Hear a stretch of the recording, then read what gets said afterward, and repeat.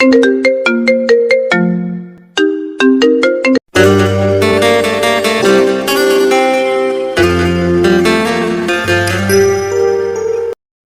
নতুন ভালোবাসার গল্প পেতে আমাদের চ্যানেলটি সাবস্ক্রাইব করে পাশে থাকা বেল আইকনে ক্লিক করুন।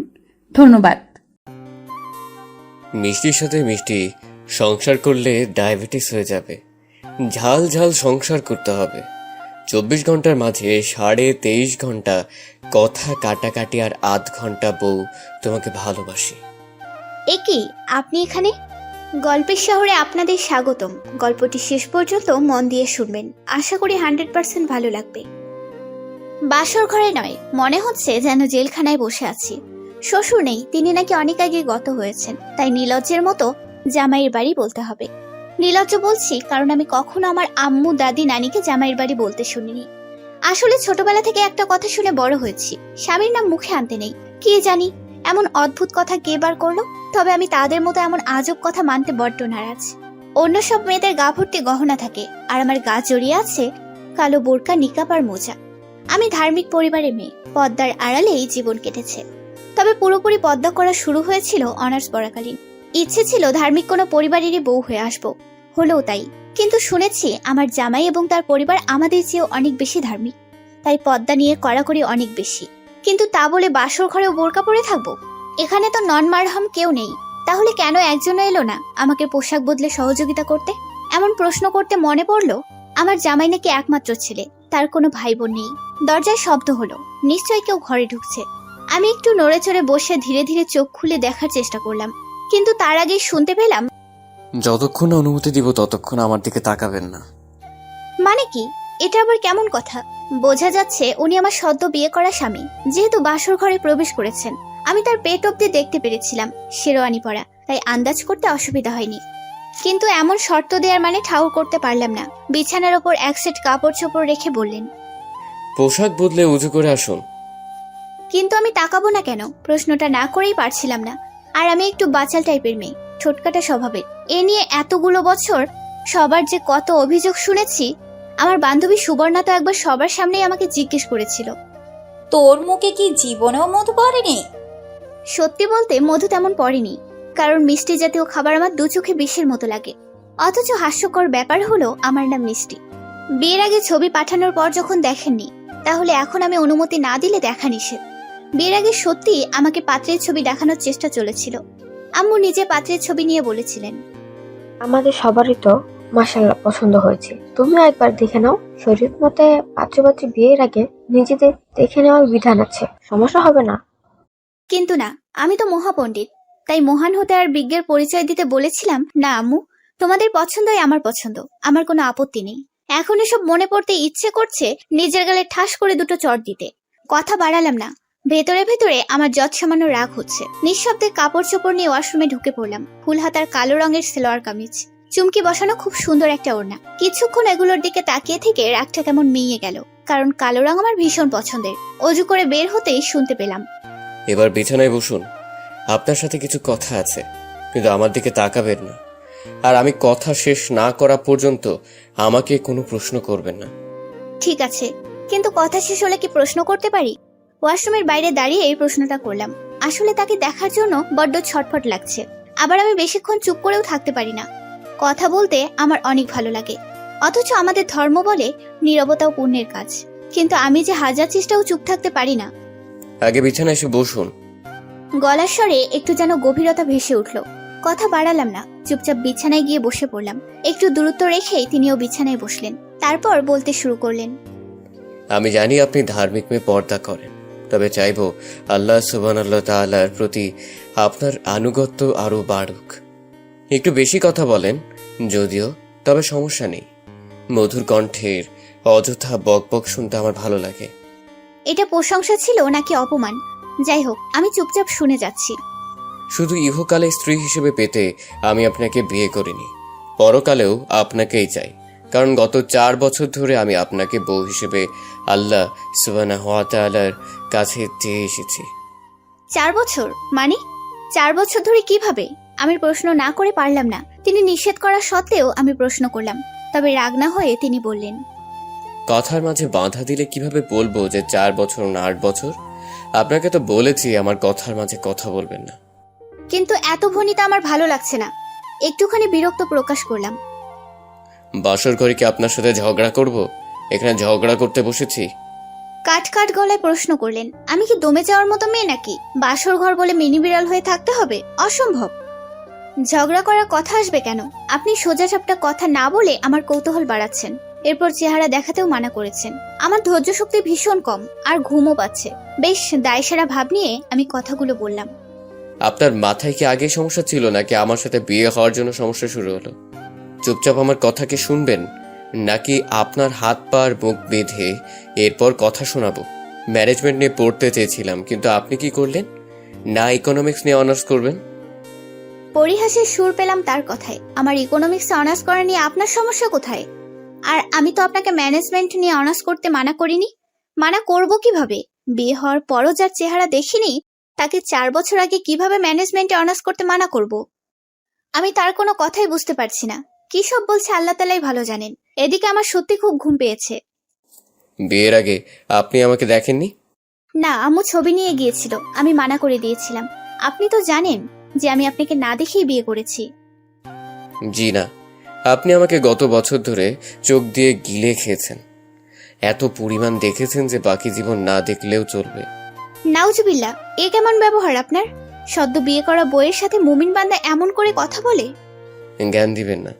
বুঝেছি আপনার সাথে মিষ্টি মিষ্টি সংসার করা আমার দ্বারা হবে না। একে তো বাচাল, তারপর তেতো ছেয়ে আছে কথাবার্তায়। এই আপনার নাম মিষ্টিকে রাখলো বলুন তো? আমার এত সুন্দর একটা মুড আলহামদুলিল্লাহ ছিল, কত কিছু সাজিয়ে রেখেছিলাম আজকে রাতের জন্য, কিন্তু আপনি? আমি কি সেই কখন থেকে চোখ আর মাথা নামিয়ে রেখে ঘাড় ব্যথা হয়ে যাচ্ছে, আর আপনি আমার সাথে এমন ব্যবহার করছেন? কি করেছি আমি? একটু প্রশ্ন করেছি বলে এত কথা শোনাচ্ছেন? মিষ্টি মিষ্টি সংসার করা হবে না মানে কি? আচমকা তিনি আমার চিবুক আলতো করে ওপরে তুলে বললেন, মিষ্টির সাথে মিষ্টি সংসার করলে ডায়াবেটিস হয়ে যাবে। ঝাল ঝাল সংসার করতে হবে। 24 ঘন্টার মাঝে 23.5 ঘন্টা কথা কাটাকাটি আর 8 ঘন্টা বউ তোমাকে ভালোবাসি। এ কি আপনি এখানে? এই প্রথম আমি তার মুখ দেখতে পেলাম, কিন্তু এই চেনা মুখ তো আমি জীবনে প্রথম দেখছি না। তার এই মুখ দেখার আশায় কি ছিলাম আমি? হাজারো প্রশ্ন বিস্ময়ের অন্ত রইল না আমার। এদিকে আমি লো প্রেশারের পেশেন্ট, আচমকা চমকে যাওয়ার ব্যাপারটা সহজে হজম করতে পারি না। ফলস্বরূপ আমার দৃষ্টি ক্ষীণ হয়ে আসছে, মাথা সহ সমস্ত শরীর যেন অসাড় হয়ে যাচ্ছে। নিজের দেহের ওপর কাবু রইল না আমার। কিন্তু যখন নিয়ন্ত্রণ হারিয়ে ফেললাম, তখন কোথাও ধাক্কা খেয়ে থেমে গেলাম। একটু একটু জ্ঞান থাকায় শুনতে পেলাম, মিষ্টি, কি হয়েছে? শরীর খারাপ করেছে? আমি চোখ বুজে বুঝতে পারলাম জীবনের প্রথম আল্লাহ সুবহানাল্লাহু তাআলা আমাকে পবিত্র এক আবাসলে মাথা গোঁজার ঠাঁই দিয়েছে, যার সাথে আমার রক্তের কোনো সম্পর্ক নেই। যে একজন পুরুষ সকালেও যে কিনা আমার জন্য নন মাহরাম ছিলেন, আর এখন সেই পুরুষ আমার জন্য পবিত্র আবাসল। আলহামদুলিল্লাহ। অবচেতন মনেও আমি তার গায়ে মেশানো আতরের গন্ধে আবেশিত হলাম, পবিত্র ঘ্রাণ এবং স্পর্শে বিমোহিত হলাম। এদিকে আমার থেকে সারা শব্দ না পেয়ে সে ব্যস্ত হয়ে বারবার জানতে চাচ্ছেন, কি হয়েছে? খুব খারাপ লাগছে মিষ্টি? এই মিষ্টি। কথা বলতে আমার খুব কষ্ট হচ্ছে, তাও তার বুকে পরম শান্তিতে মাথা রেখে আমি মিথ্যা অভিযোগের সুরে জানতে চাইলাম, আপনি এখানে কেন? খুশি হওনি? আমি ক্লান্ত স্বরেই বললাম, এটা আমার প্রশ্নের উত্তর নয়। এমন অসুস্থ শরীরেও আমার সাথে ঝগড়া করবে? কিঞ্চিত অবাক আর রাগ মিশিয়ে তিনি জানতে চাইলেন। আমি উত্তর দিলাম না। তিনি আবার জিজ্ঞেস করলেন, কি হয়েছে তোমার? আমি তো ঠিক বুঝতে পারছি না। কেমন লাগছে বলো, একটা কিছুর ব্যবস্থা করি। প্রেশার লো হয়েছে, আমাকে মিষ্টি জাতীয় কিছু দিন, ইনশাল্লাহ ঠিক হয়ে যাব। এতক্ষণ তার আলিঙ্গনে বন্দী ছিলাম, এবার ধীরে ধীরে আমাকে ছেড়ে দিয়ে তিনি নিজেই বালিশে শুয়ে দিলেন। বালিশে একদম মিশে গিয়ে শুয়ে রইলাম চুপচাপ। চমকের ধাক্কার চেয়ে এবার লজ্জা বেশি কাবু করছে আমাকে। একটু একটু শীত করছে, এটা তিনি কিভাবে বুঝলেন আমার জানা নেই। গায়ে কাঁথা জড়িয়ে দিয়ে বললেন, একটু অপেক্ষা করো, আমি এক্ষুনি আসছি। বিছানায় শুয়ে শুয়ে আমি ভাবতে লাগলাম, এই মানুষটার সাথে আমার বিয়ে কিভাবে হলো? আম্মু আব্বু কিভাবে তাকে আমার স্বামী হিসেবে মেনে নিলেন? আর তিনিই বা কেন আমাকে বিয়ে করলেন? আমার হাজারো ভাবনার ভিড়ে তার আগমন টের পেলাম। তিনি আমাকে ডাকলেন। মিষ্টি। আমি ওঠার চেষ্টা করছি, কিন্তু বেশ কষ্ট হচ্ছে। তিনি আমাকে উঠতে সাহায্য করলেন আর মৃদু হেসে বললেন, আমাকে ক্ষমা করো মিষ্টি, এখনো তোমার দেনমোহর পরিশোধ করা হয়নি, অথচ তোমায় স্পর্শ করতে হচ্ছে। আমার ইচ্ছে ছিল দেনমোহর পরিশোধ করেই তোমাকে স্পর্শ করব, কিন্তু তুমি হঠাৎ এত অসুখ হয়ে পড়বে তা ভাবিনি। আমাকে কি কিছু খেতে দেবেন, নাকি আপনার কথা শুনিয়ে প্রেশার ঠিক করবেন? তুমি শুধু বাঁচাল না, রাগিও বটে। অসুস্থ শরীরেও তেজ কমে না। তার এমন কথা শুনে আমি বাঁকা চোখে তাকালাম। চুপচাপ দেখলাম সেই চেনা শান্ত ছেলেটা আজ কত চঞ্চলতা ভাসিয়ে দিচ্ছে তার চোখ মুখে। খেয়ে নাও। বলেই এক প্যাকেট ডার্ক চকলেট এগিয়ে দিলেন। আমি নিতে যাব তার আগেই বললেন, থাক, আর কষ্ট করতে হবে না, আমিই খুলছি। আরো বলবেন? তোমার নাম মিষ্টি হলে কি হবে? মিষ্টি জাতীয় কিছু তো খাও না। ভাগ্যিস চকলেট আনিয়ে রেখেছিলাম, নয়তো এখন সারা রাত রোগী নিয়ে বসে থাকতে হতো। আপনি কিন্তু আমাকে অপমান করছেন। আমি কথা শেষ করতেই তিনি নিজ হাতে আমার মুখে চকলেট পুরে দিলেন। এরপর পরিহাসের সুরে বললেন, 4 বছর গোপনে আমার উপর যে অত্যাচার করেছো, সেগুলোর কাছে এসব তো দুধ ভাত। আমি এ কথা ধার দিয়েও গেলাম না। স্পষ্ট গলায় জিজ্ঞেস করলাম, আপনি এখানে কেন? তার হাসি হাসি মুখটা একটু মলিন হয়ে গেল। ঘরের শুরু থেকে কম পাওয়ারের বাতি জ্বালানো ছিল। বুঝলাম না কম আলোয় ঘর আলোকিত করার মানে কি। বাসর ঘরকে এমন করেই রাখতে হয়? তবে আমি তার মুখের সব ভঙ্গি স্পষ্টই দেখতে পারছি। তুমি কি আমাকে দেখে সত্যিই খুশি হওনি? তিনি জিজ্ঞেস করতে আমি গলার স্বরে একটুখানি রাগ ঢেলে দিলাম। বারবার একই কথা কেন জিজ্ঞেস করছেন? তুমিও তো একই কথা জিজ্ঞেস করেছো। আমি তোমাকে বিয়ে করেছি মিষ্টি, তাই এখানে এই যে ঠিক তোমার সামনে বসে আছি। কিন্তু জেনে শুনে একটা বুড়িকে কেন বিয়ে করলেন? আমার কথা শুনে তিনি যেন আকাশ থেকে পড়লেন। বিস্ময়ে চোখ গোল গোল করে বললেন, বুড়ি? কে বুড়ি? কাকে বুড়ি বলছো? অভিনয় করছেন আমার সাথে? কেন আপনি জানেন না আমি যে আপনার সিনিয়র? এটা তো আপনার জানার কথা। তো জেনে শুনে একটা সিনিয়র মেয়েকে কেন বিয়ে করলেন বলুন, এটা জানতেন কিনা? প্রথম যখন তিনি ঘরে ঢুকেছিলেন তখন খুব হুকুমের স্বরে কথা বলছিলেন, কিন্তু এখন ধীরে ধীরে তার মাথা নত হচ্ছে। আর সিনিয়র হওয়ার সুবাদে আমার গলায় গতি তো শুধু বেড়েই চলেছে। জানতাম। মনমরা হয়ে জবাব দিলেন। এদিকে আমার প্রেশার ঠিক হয়ে যাচ্ছে। আমি স্বপ্নেও ভাবিনি আম্মু আব্বু আমাকে বয়সে ছোটখাটো একটা ছেলের সাথে বিয়ে দেবেন। জেনেও কেন আমাকে বিয়ে করলেন? পূর্ণ দৃষ্টিতে আমার দিকে তাকিয়ে বললেন, প্রতিশোধ নিতে। প্রতিশোধ? কিসের প্রতিশোধ? সেটা সময় হলে জানতে পারবে। তিনি ভনিতা শুরু করলেন। আমার মাথায় রাগ চেপে বসলো। আমি আন্দাজের ওপরে বলে বসলাম, সময়ের অপেক্ষা আমি করতে পারবো না। আর আমি আপনার সংসারও করছি না। কাল সকালেই। আর কিছু বলার আগেই তিনি আমার মুখে একটু বেশি চকলেট পুরে মুখ চেপে ধরলেন। রাগী স্বরে বললেন, অনেক সাধনার পর আল্লাহ সুবহানাহু ওয়া তাআলা তোমাকে আমার জন্য হালাল করেছেন। সংসার করবে না? এই কান খুলে শুনে নাও, শুধু ইহকালে নয় পরকালেও এই আকাশের সংসারই তোমাকে করতে হবে। সেই ব্যবস্থা আমি নিজে অর্ধেক করেছি তার করুণা আর দয়ায়। তাই এখন বাসর ঘরে বসে ঝগড়া করতে পারছো। বাকিটা করার তৌফিকও তিনি দিক, যেন মৃত্যুর পর বেহেশতে বসে ঝগড়া করতে পারি। আমি জানি তো, আর আজকে ভালো করে বুঝতেও পেরেছি তোমার সাথে সংসার করা মোটেও মিষ্টির হবে না। কিন্তু আমার এতে একটু আপত্তি নেই। দরকার পড়লে রোজ নিয়ম করে 3 বেলা কামান দামান নিয়ে যুদ্ধ করে সংসার করব। তাও যদি আর কোনোদিন বলেছ সংসার করব না, তাহলে শান্ত আকাশের অশান্ত রূপ দেখতে পারবে। আমি ধর্মকর্ম করা মানুষ, তাই বলে মারপিট করতে পারবো না, এটা ভুলেও ভেবো না। বউ পিটিয়ে কিভাবে ঠিক করতে হয় তা আমার ভালোই জানা আছে, বুঝলে? এক নাগারে কথাগুলো বলে তিনি আমাকে ছেড়ে দিলেন। আমি মুখ ভর্তি চকলেট নিয়ে এতক্ষণ শুধু শুনেই গেছি। এখন ছাড়া পেয়েও খাওয়ার কথা মনে আসছে না, কারণ তিনি শক্ত করে কথা বলতে পারেন তা আমার জানা ছিল না। সত্যি বলতে সবকিছু এলোমেলো লাগছে, কেমন যেন নাটকীয়। আজকে কি সত্যিই আমার বিয়ে হয়েছে? সত্যিই কি আমি এখন বাসর ঘরে আছি? খাচ্ছ না কেন? তাড়াতাড়ি খাওয়া শেষ করো, নামাজ পড়াও বাকি। ইনশাল্লাহ 2 রাকাত নফল নামাজ পড়বো একসাথে। তোমার ওষুধটা আর ঝামেলায় তো কথাই বলা হলো না। বিরক্তির সুর কথাবার্তায় ভাসলেও তার চেহারায় সে আভাস পাওয়া গেল না। স্তম্ভিত হয়েও দেখেছিলাম তাকে একবার কোনো এক ফাঁকে। 1 গ্লাস পানি বিছানার পাশে থাকা ছোট্ট টেবিলের উপর রেখে আবার বললেন, পানি পান করে নিও। আমি ফ্রেশ হয়ে আর উজু করে আসছি, একসাথে নামাজ পড়বো। আমি কোনো জবাব দিলাম না। কলের পুতুলের মতো চকলেট চিবিয়ে খেতে লাগলাম। প্রায় মিনিট 10 পর তিনি ফিরে এলেন। গায়ে সাধারণ পাঞ্জাবি পায়জামা আর হাতে ঝোলানো রয়েছে জায়নামাজ। আমার দিকে তাকিয়ে হালকা হেসে জিজ্ঞেস করলেন, শখ থেকে কি এখনো বের হতে পারোনি? কিছু না বললেও সব বুঝে নিচ্ছেন। সামান্য লজ্জা পেলাম। মুখের আদলে কোনো রকম ভঙ্গিমা না ফুটিয়ে চোখ নামিয়ে নিলাম। এতক্ষণ কত পটর পটর করেছি, কিন্তু এখন কথা বলার ইচ্ছে কেন জানি মরে গেছে। নেমে এসো, নামাজ পড়বো, রাত তো অনেক হলো। তার হুকুম মতো নেমে পড়লাম। তিনি সুন্দর করে জায়নামাজ বিছিয়ে দিলেন। জীবনের প্রথম কোনো পুরুষের পাশে দাঁড়িয়ে নামাজ পড়ব। আল্লাহ সুবহানাহু ওয়া তাআলার মেহেরবানিতে সারা গায়ে কেমন যেন কাটা দিয়ে উঠল। আলহামদুলিল্লাহ, নামাজের শেষাংশে যখন মোনাজাত শেষ হলো, তখন তিনি আচমকা আমার দুহাত পরম যত্নে বুকে আগলে ফুপিয়ে উঠলেন। স্তম্ভিত আমি শুরু থেকেই, কিন্তু এখন তার এই রূপ দেখে আমি যেন প্রাণহীন পাথর হয়ে গেলাম। আমার কোনো ভাই নেই, আব্বু আম্মুর একমাত্র মেয়ে আমি। আব্বুকে শুধু একবার কান্না করতে দেখেছিলাম যখন আমার দাদা মারা গিয়েছিলেন। এছাড়া আমি কোনোদিন কোনো পুরুষকে কাঁদতে দেখিনি। ছোটবেলা থেকে জেনে এসেছি ছেলেদের কাঁদতে নেই, কিন্তু তিনি কাঁদছেন কেন? একই মানুষের এত রূপ কেন? 4 বছর আগে এই মানুষটাকে চোখের সামনে দেখে মনে হচ্ছিল কোনো এক শান্ত নদী। একটু আগে রূপে যেন সে কোনো এক বৈশাখের নাটকীয় ঝড়, আর এখন এমন ঝর্ণা ঝরছে কেন তার শীতল চোখের কোলবে? আমি কি জানতে চাইবো তার কাছে কাছে কেন সে এমন ফুপিয়ে? চুপচাপ বোকার মতো বসে যখন এসব ভাবছিলাম, তখন তিনি মাথা তুলে আমার দিকে তাকালেন। ভেজা চোখ মুখ ভর্তি, দাড়ি মাখা, টুপি পরা শ্যামলা মুখখানি, মাশাআল্লাহ। আব্বু আম্মুর পর আরো একটা পবিত্রতা ছড়িয়ে থাকা মুখ দেখার সৌভাগ্য আল্লাহ সুবহানাল্লাহু ওয়া তাআলা করে দিলেন আমাকে।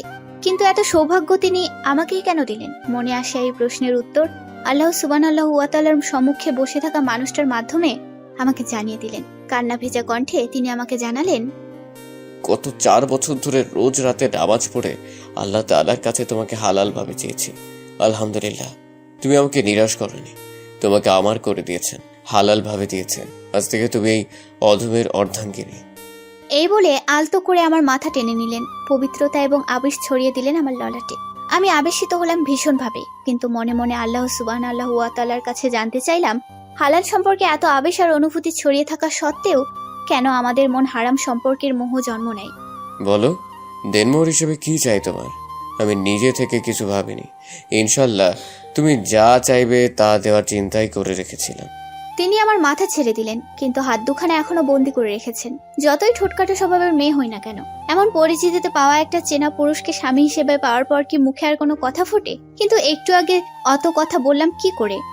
মিষ্টি, তিনি ডাকলেন। কতক্ষণ পরে তা আমার জানা নেই, কিন্তু এবার আমার মুখ দিয়ে কথা ফুটল, জি। আমাকে স্বামী হিসেবে পেয়ে তুমি কি সত্যি খুশি হওনি?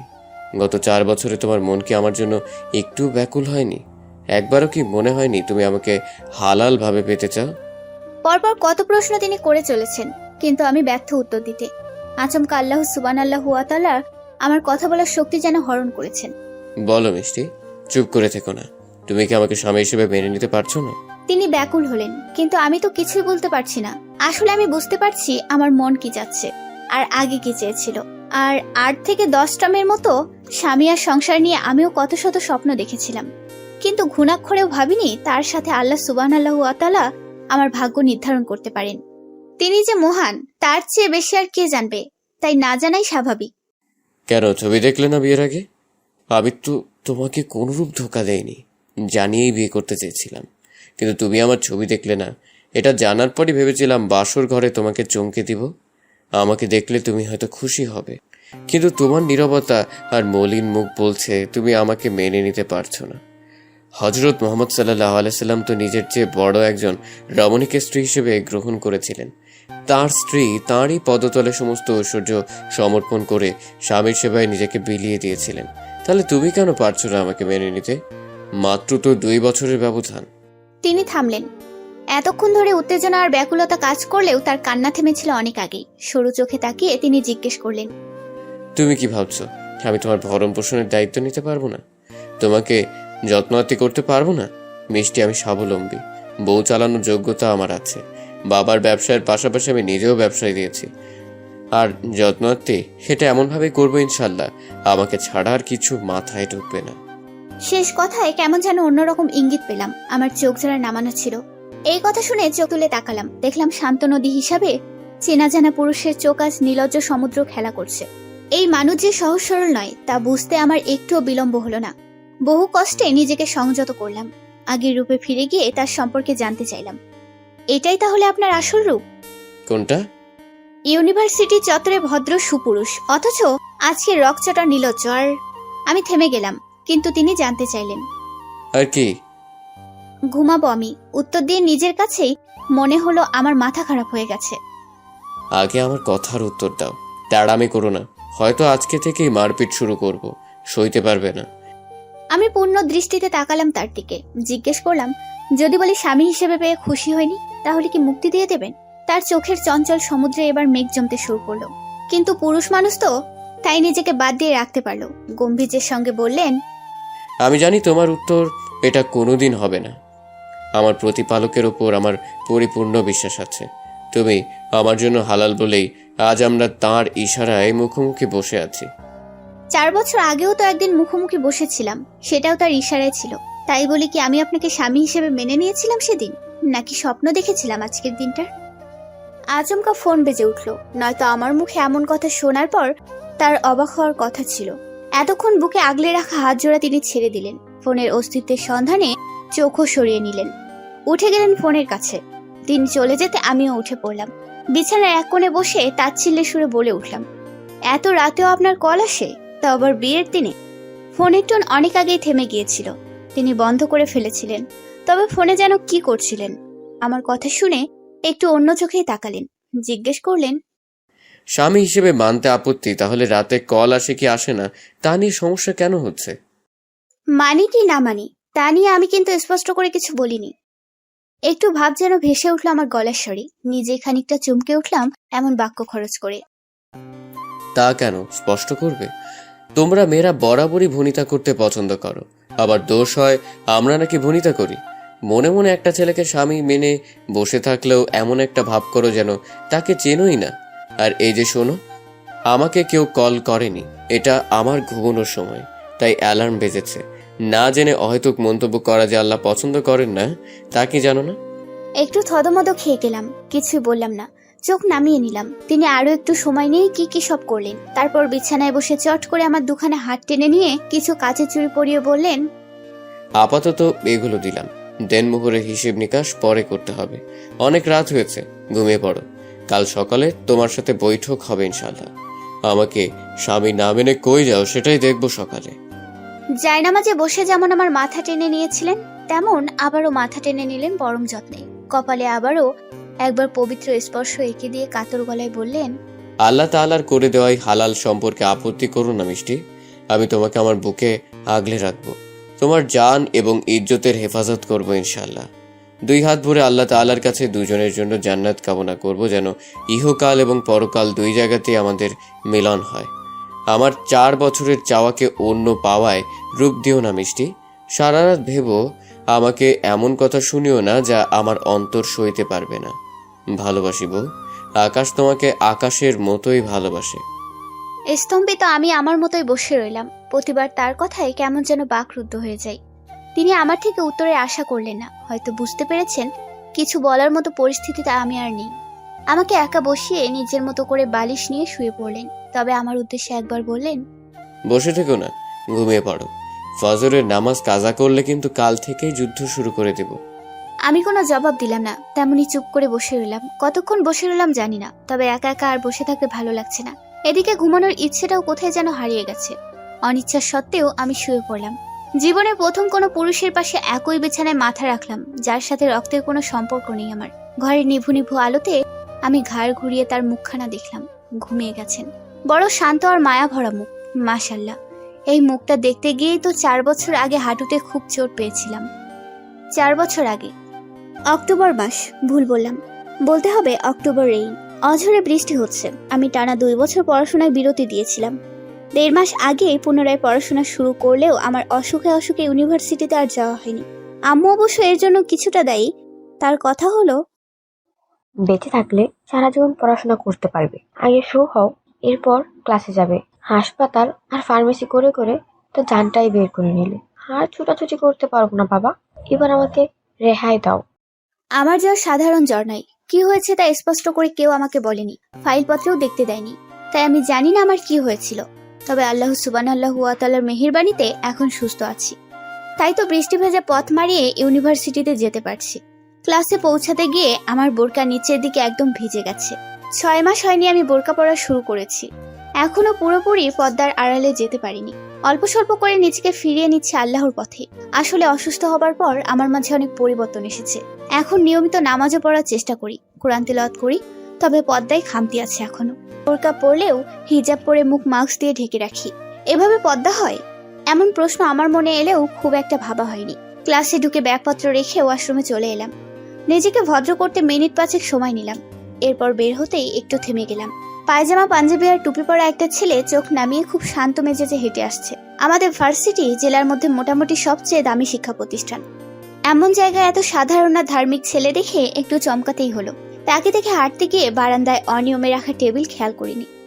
যা হওয়ার তাই হলো। এমন জোরে আঘাত লাগলো হাঁটুতে, ব্যথায় একদম কুকিয়ে উঠলাম। হাঁটুতে হাত বুলিয়ে যখন ওপরে তাকালাম, তখন অন্য ছাত্রছাত্রীদের ভিড়ে তাকে আর দেখতে পেলাম না। কি জানি কেন, তবে কয়েক সেকেন্ড তাকে একটু খোঁজাখুঁজি করলাম, পেলাম না। মাস্কের আড়ালে একটু বিষাদের হাসিতে মত্ত হয়ে ভাবলাম, ধুৎ, কোথাকার কে, তাকে খুঁজে আমার কি লাভ। ক্লাসে অন্যমনস্ক হয়ে ঢুকলাম। নিজের আসনে বসার পর মন কেমন যেন উসখুস করে উঠল। একটু ঘাড় ঘুরিয়ে তাকাতে গিয়ে প্রায় আটকে উঠলাম। মনে মনে বললাম, এ কি, এই ছেলে এখানে কি করছে? আমার ধাত হতে একটু সময় লাগলো। বরাবরই চমকে উঠলে নিজেকে সামলাতে একটু সময় লাগে। আমার ডান দিকের দুটো আসন পরেই ছেলেটা চুপচাপ বসে ফোনে কি যেন করছে। মনে মনে একটু হেসে উঠলাম। যাকে আমি খুঁজছিলাম সারা দুনিয়ায়, সে এসে বসে আছে আমার আঙিনায়। আমাদের ক্লাস চলছে। আচমকা ম্যাডাম ঘোষণা করলেন, এখন সবাইকে গ্রুপ ওয়ার্ক করতে হবে। 4 জন মিলে একটা করে গ্রুপ করে গোল হয়ে বসে যাও। আমাদের ক্লাসরুমের চেয়ারের সাথে একটুখানি টেবিলের মতো জোড়া দেয়া, ফলে সহজেই নড়াচড়া করা যায়। সবাই আমরা গ্রুপ করে বসে পড়লাম। আমার গ্রুপে আমরা 2 জন মেয়ে আর 2 জন ছেলে। আমি জানতাম এই সাবজেক্টে গ্রুপ ওয়ার্ক করতে হয়, তবে আজকেই করতে হবে তা জানা ছিল না। আমার কোনো প্রিপারেশনও নেই, যেহেতু ক্লাসে আসা হয়নি। আমার পাশে বসা মেয়ে, যার নাম নিপা, তাকে ফিসফিসিয়ে জিজ্ঞেস করলাম, ম্যাডাম কি আগের ক্লাসে গ্রুপ ওয়ার্ক নিয়ে কিছু বলেছিল? আমার মতো ফিসফিসিয়ে নিপা জবাব দিল, না, হুট করেই আজকে করতে বললেন। অবশ্য প্রথম ক্লাস বলেছিলেন একটা সারপ্রাইজ গ্রুপ ওয়ার্ক থাকবে, কিন্তু আজকে সেটা আমার কোনো আইডিয়া ছিল না। নিপার কথা শেষ হতেই আমি মনমরা হয়ে সামনে তাকালাম। বিরক্তিতে কপাল কুঁচকে আনমনে বলে উঠলাম, ধুৎ, এটা কিছু হলো? এর মাঝে সামনে তাকিয়ে চোখ সরিয়ে নিয়েছিলাম, কিন্তু আচমকা মনে হলো কি যেন দেখলাম। নিজের মনকে নিশ্চিত করতে আবার তাকালাম। দেখলাম একজোড়া শান্ত চোখ আমাকে দেখছে, কিন্তু দেখার এই সময়টা দীর্ঘ হলো না। হয়তোবা লজ্জায় কাবু হয়ে চোখ জোড়া নেমে গেল, নয়তো অন্য কোনো কারণ। তবে আমি নির্লজ্জের মতো দেখতে লাগলাম। দূরত্ব থাকলেও মুখোমুখি একটা ছেলের সামনে বসে আমার মাঝে জড়তা কাজ করলো না। আমি নির্ভয়ে যেন একটা মায়াময় মুখ অবলোকন করলাম। এটাই সেই ছেলে যাকে দেখতে গিয়ে একটু আগে ব্যথায় জান বেরিয়ে যাচ্ছিল প্রায়। এটাই সেই ছেলে যাকে আমার ডান পাশে বসতে দেখে অবাক হয়েছিলাম। ছেলেটা আমার দিকে তাকালো কেন? এমন প্রশ্ন মনে কতবার করলাম, কিন্তু উত্তর পেলাম না। কারণ এমন হুজুর টাইপের ছেলে যে আমাকে অন্য চোখে দেখবে না তা আমার জানা আছে। এছাড়া আমি সুন্দরীও নই, শ্যামবর্ণের মেয়ে। মানুষ সৌন্দর্য বৃদ্ধি করতে কত কিছু করে, কিন্তু আমি আল্লাহ সুবহানাহু ওয়া তাআলার দেয়া সৌন্দর্য নিয়েই সন্তুষ্ট আছি। অন্য কোনো চেষ্টা আমার মাঝে আদৌ নেই। যেমন তেমন করেই হোক গ্রুপ ওয়ার্ক জমা দেওয়া হলো। ম্যাডাম সবার রোল অনুযায়ী নাম ধরে ডাকতে লাগলেন গ্রুপ ওয়ার্ক চেক করার জন্য। এই ওসিলায় জানতে পারলাম ওই ছেলের নাম আকাশ হোসেন, আর রোল ঠিক আমার রোলের পরেই। কিন্তু হলেই বাকি, এভাবে হাজারো প্রশ্নের ভিড়ে দিন চলতে থাকে। আমিও ক্লাস করি আর আকাশও ক্লাস করে। আমি তাকে মাঝে মধ্যে চোখের দেখা দেখে থাকি, কিন্তু সে আমাকে আর কখনো দেখেছে বলে আমার নজরে আসেনি। এদিকে ধীরে ধীরে আচমকা আমার মাঝে অজানা পরিবর্তন আসতে শুরু করে। আমি হিজাব ছেড়ে নিকাব পরা শুরু করি, হাত পাও কালো মোজারালে ঢেকে ফেলি। আকাশকে নিয়ে আমার মাঝে আর চিন্তা আসে না, এমনকি তাকে আর দেখতামও না, কারণ পর্দার আড়ালে পুরোপুরি চলে গিয়েছিলাম আমি। আর পর্দার কারণে আল্লাহ সুবহানাহু ওয়া তাআলার প্রতি আমার ভালোবাসা গাঢ় হচ্ছিল, ফলে ইহলৌকিক সংযোগ যেন কমে এসেছে। বর্তমান সময়ে মিষ্টি, এই মিষ্টি। কেউ আমাকে ডাকছে, কিন্তু কে ডাকছে তা বুঝতে পারছি না। ঘুমটা এত ভালো লাগছিল, কিন্তু ডাকাডাকিতে আর ঘুমানো যাচ্ছে না। আমাকে বরাবরই আম্মু ঘুম থেকে তোলে, তাই আন্দাজের ওপর আম্মুকেই প্রশ্ন করলাম, কি আম্মু? আম্মু না, কি গো বলো। আর এখন থেকে কি গো, হ্যাঁ গো, ও গো বলার অভ্যাস করো। এমন কথা শুনে আমি বিরক্তি নিয়েই চোখ খুললাম। পুরোপুরি তাকাতে গিয়ে শোয়া থেকে উঠে বসলাম। পাঞ্জাবি আর টুপি পরা একটা পুরুষকে আচমকা ঘরের মধ্যে দেখে একটু চমকাতেই হলো। ঘুম ভাঙলে আমার সবকিছু বুঝে উঠতে একটু সময় লাগে, যেমন এখনো সময় লাগছে এই পুরুষ আর এই অচেনা ঘর চিনতে। ডেকে তোলার জন্য এখন আর আম্মু নেই, শাশুড়ি মা এখন সেই দায়িত্ব আমার ঘাড়ে বর্তে দিয়েছেন। শিগগির ওঠো, ফ্রেশ হয়ে উজু করে এসো, আমাদের প্রথম ফজরের নামাজটা একসাথে পড়বো ইনশাআল্লাহ। আমাকে নিজের মস্তিষ্কে জোর কোনো তথ্য আনতে হলো না। এই মানুষটাই আমাকে সব মনে করিয়ে দিলেন। গতকাল আমার বিয়ে হয়েছে, আর আমি বাপের বাড়ি ছেড়ে শ্বশুর বাড়িতে আছি। এই কথা মনে পড়তেই একটু যেন মন খারাপ হওয়ার অনুভূতি আমাকে জড়িয়ে ধরতে চাইল, কিন্তু সদ্য ঘুম ভাঙা আমার মন খুব একটা অনুভূতির ভার বইতে পারল না, নির্জীব হয়ে রইল। বসে আছো কেন? বললাম না যেতে। আমার থেকে কোনো সাড়া না পেয়ে তিনি জানতে চাইলেন, তবে তার করা দুটো প্রশ্নের ভিড়ে শাসনের ছোঁয়া পেতে আচম্বিতে আমার মেজাজ একটু খিটখিটে হয়ে গেল। ধমকাচ্ছেন কেন? একটু ভালো করে বললে হয় না? ঘুম ভাঙলে আমার মাথা ঠিক মতো কাজ করে না, সব ঠিকঠাক হতে আধা ঘন্টা সময় লেগে যায়। আর আপনি আমাকে ধমকেই চলেছেন। বিয়ে করেছেন তো কি হয়েছে? ভুলে যাবেন না আমি আপনার বড়। এসব বলে বিছানা থেকে নেমে গেলাম। এরপর একটু উচ্চস্বরে বলে উঠলাম, সরুন সামনে থেকে, কলা গাছের মতো দাঁড়িয়ে আছেন কেন? হনহন করে ওয়াশরুমে চলে এলাম। কেউ আমার ঘুম ভাঙলে একটু বেশি রাগ হয় আমার। কি বলি আর কি না বলি তার কোনো ঠিক থাকে না। ওয়াশরুমে না যেতেও একটু বেশি সময় কেটে গেল। আসলে তার সাথে সাত সকালে টিপিক্যাল বউদের মতো খিটখিট করে সামনে দাঁড়াতে লজ্জা হচ্ছিল। আমি সামান্য দ্বিধা নিয়ে ভারী পায়ে বের হতেই দেখলাম তিনি জায়নামাজে বসে তসবিহ পড়ছেন। আমাকে দেখে পড়া শেষ করে খুব সুন্দর করে হাসলেন। 4 বছর চোখের সামনে প্রায় প্রতিদিন এই মানুষটা থাকলেও আমি কখনো তাকে হাসতে দেখিনি, অথচ কত সুন্দর তার মায়াময় মুখের শান্ত হাসি। মাশাআল্লাহ। মুখের হাসি ধরে রেখেই জিজ্ঞেস করলেন, এত দেরি করলে? ফজরের নামাজের সময়টা কত গুরুত্বপূর্ণ জানো? এত দেরি করলে কি চলবে? উত্তরে কি বলবো বুঝতে পারছি না। কাজের সময় আমার মুখ যেন অনশন করতে বসে। হাজার চেষ্টা করলেও নড়াচড়া করতে চায় না, শব্দ খরচ করে না। ওয়াশরুমে কি ঘুমাচ্ছিলে? প্রশ্নটা তাচ্ছিল্যের হলেও তার গলায় কোনো তাচ্ছিল্যের ছায়া মাত্র টের পেলাম না। আর মুখে, সারা মুখ জুড়ে তো পবিত্র দ্যুতি ছড়াচ্ছে। আমি অপরাধী স্বরে বললাম, ঘুম ভেঙে আপনার সাথে রাগারাগি করলাম তাই। আমাকে কথা শেষ করতে দিলেন না, তার আগেই হাত ধরে টেনে জায়নামাজে দাঁড় করিয়ে বললেন, আমি কিছু মনে করিনি গো। স্বামীর সাথে যদি টুকটাক রাগারাগি না করো তবে কি বউ বউ লাগবে? তাছাড়া বিয়ে করেছি বলে আমার তো ভুলে গেলে চলবে না তুমি আমার বড়। আমি অবাক হলে আমার আনমনে ভীষণ লজ্জায় পতিত হলাম। আমার কথা তিনি আমাকেই ফিরিয়ে দিলেন। লজ্জায় আড়ষ্ট হয়েও আমি সাহস করে তাকালাম তার দিকে। দেখলাম গত রাতের দুষ্ট সমুদ্র আবার তার চোখের কোলে খেলা করছে। চেনা এই পুরুষের চোখে দুষ্ট সমুদ্রে খেলা করা আমাকে প্রতিবার বিস্মিত করে তোলে। নামাজ শেষ হলো, আর গতকালের মতোই নামাজ শেষ হতে তিনি আমার মাথা টেনে নিলেন। পবিত্র ভালোবাসা আমার ঈশ্বরতপ্ত ললাটে এঁকে দিয়ে বললেন, আল্লাহ তাআলা আমাদের হালাল জীবনযাপন কবুল করে নিক। আমার ইচ্ছে ছিল না, কিন্তু অনিচ্ছা সত্ত্বেও আমি আপন মনে প্রায় সাথে সাথেই বলে উঠলাম, আমিন। আমার মাথা ছেড়ে দিয়ে আলতো করে আমার হাত দুখানি নিজের বুকে আগলে বললেন, নামাজ কখনো কাজা করো না মিষ্টি। বিনা কারণে নামাজ কাজা হোক আমি চাই না। আর শোনো, মনোযোগ দিয়ে শুনবে। এখন আমি তোমাকে কিছু কথা বলবো। আমি মনোযোগ দিয়েই শুনতে লাগলাম। তিনি বললেন, পৃথিবীতে একমাত্র মা ছাড়া এতদিন কেউ ছিল না, তবে এখন আর একজন হয়েছে, সেটা হলে তুমি।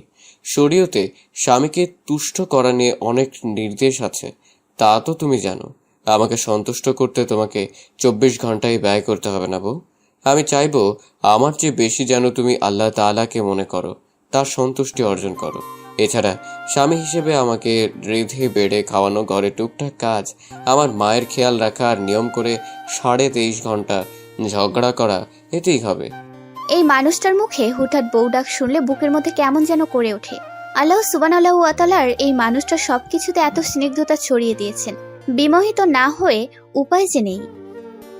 গোপনে বিমোহিত হয়ে আমি তার কথা শুনে গেলাম, আর তিনিও বলে গেলেন, তবে বাকি আধ ঘন্টা কিন্তু আমি আমার বউকে বউয়ের মতো দেখতে চাই।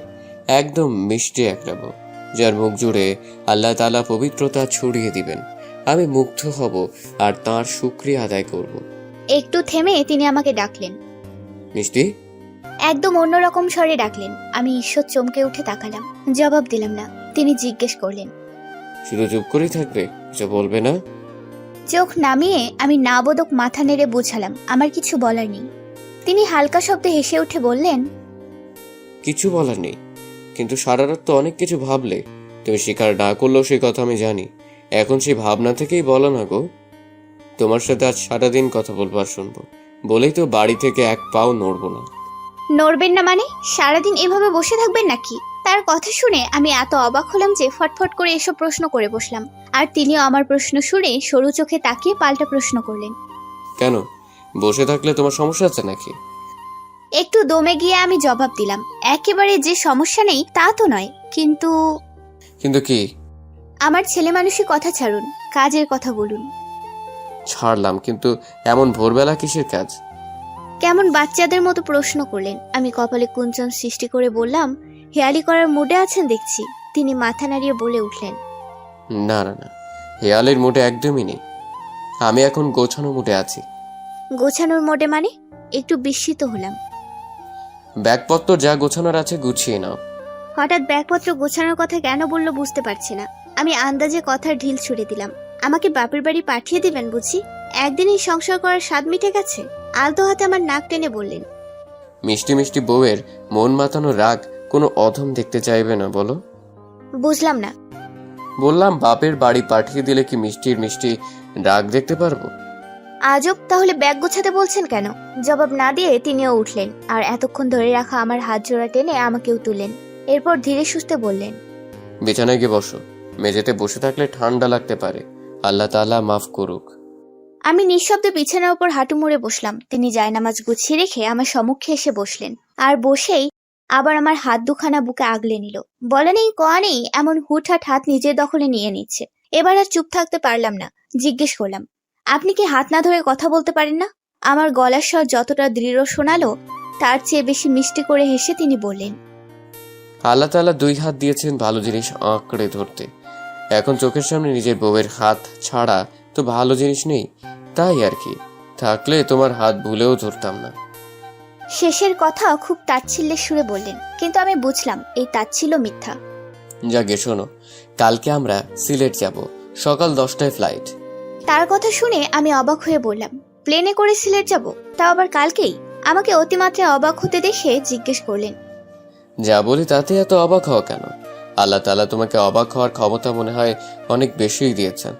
আর আপনাকে বিভিন্ন রূপ ধারণ করার ক্ষমতা দিয়েছেন। বলে মুখ ঝামটা মেরে অন্যদিকে তাকিয়ে রইলাম, কিন্তু পরক্ষণে মনে মনে ভাবলাম, নাউজুবিল্লাহ, আমার মধ্যে টিপিক্যাল বউদের আচরণ কেন ভাসছে? আমার ভাবনার মাঝে তিনি আমার 2 হাত টেনে টেনে সামনে পেছনে মৃদু ঝাঁকালেন। এরপর বললেন, তুমি এত বেশি কথা বলো, কালকে রাত থেকে তোমার সাথে জরুরি কথা বলতে নিলেই তুমি আজে বাজে জিনিসের টেনে কত শত কথা বলো। এই মিষ্টি, এত কথা কোথায় জমিয়ে রাখো গো? আমি বাঁকা চোখে তাকালাম। তিনি হাসি মাখা মুখে বললেন, এভাবে তাকিও না বউ, এমনিতেই বয়সে বড় তুমি, মারধর না। আবার শুরু করো, সেই ভয়ে আমার প্রাণ যায়। এভাবে তাকিয়ে বুকের কাঁপুনি আর বাড়িয়ে দিও না। ভেবেছিলাম তোমাকে শাসনে শাসনে হৃদয়ে বন্দি করে রাখবো ইনশাল্লাহ, কিন্তু আল্লাহ তাআলা যা দেখাচ্ছেন 2 দিন ধরে, তাতে মনে হচ্ছে তুমি আমাকে শিকল পরিয়ে রাখবে গো। নিজে এত কথা বলতে পারেন আর আমাকে বাচাল বলেন?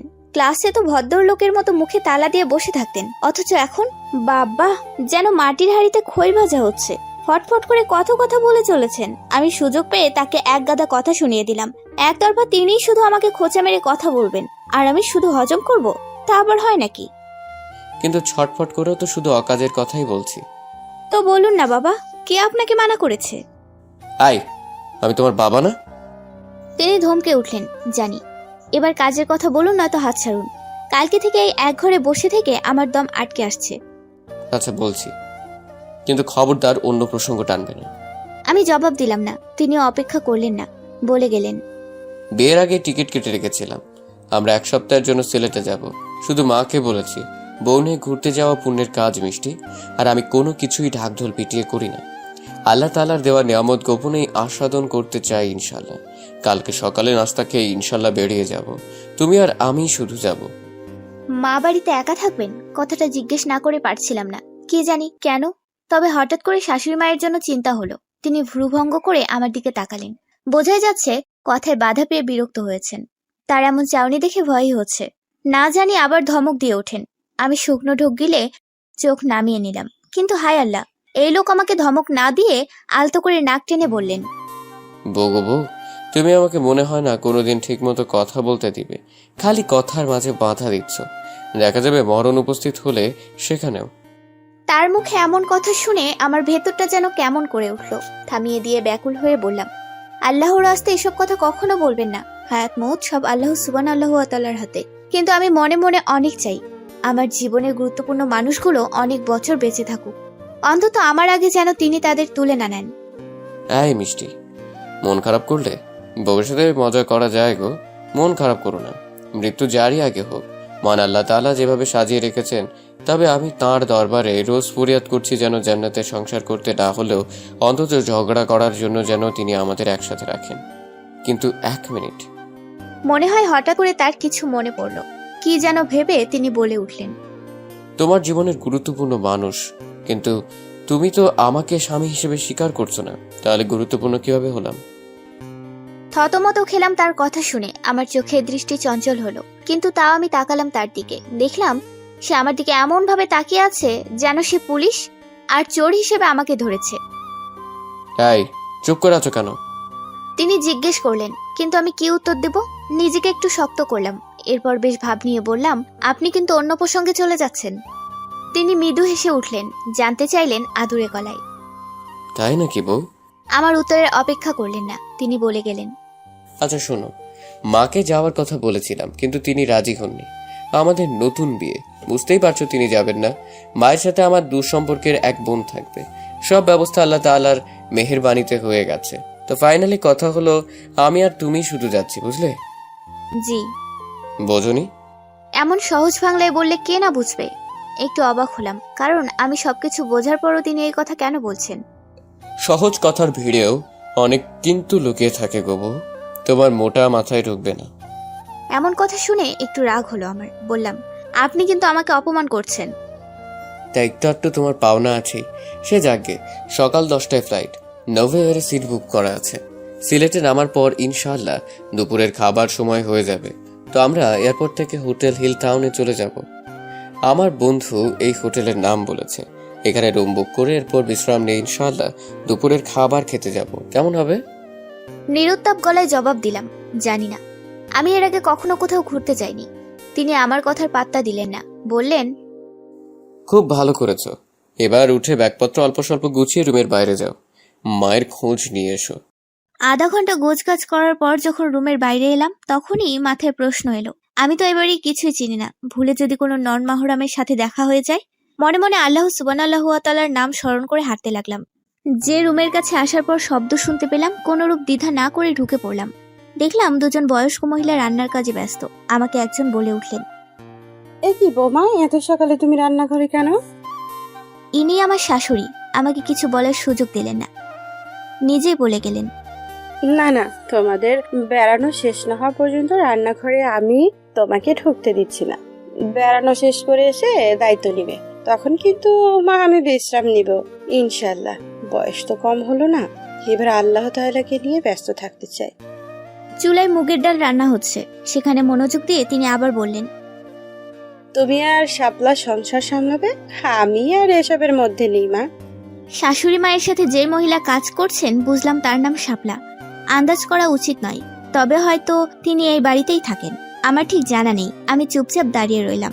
মা আমার কাছে এসে মাথায় হাত বুলিয়ে সতর্ক গলায় জিজ্ঞেস করলেন, আকাশ পাঠিয়ে দিল তাই না? আসলে মা, আমাকে বলতে দিলেন না। ওই ছেলেকে আগেই বলে রেখেছিলাম তোমাকে যেন সাত সকালে তুলে রান্নাঘরে না পাঠায়, কিন্তু আমার কথা শুনলো না। একদম বাপের মতো ঘাট দেয়া টাইপ। এবার একটু ঠিক করে নাও মা, নয়তো ওই ছেলে তোমার জীবনে আমার মতোই 12টা বাজিয়ে ছাড়বে।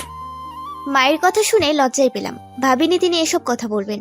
ছোটবেলা থেকে শুনে এসেছি শাশুড়িরা দজ্জাল টাইপ হয়, বউদের অনেক অত্যাচার করে। সত্যি বলতে নিজের শাশুড়ি নিয়ে আমি অনেক শঙ্কিত ছিলাম, কিন্তু এখন নিজের সামনে মানুষটাকে দেখে মনে হচ্ছে সব শাশুড়ি খারাপ হয় না।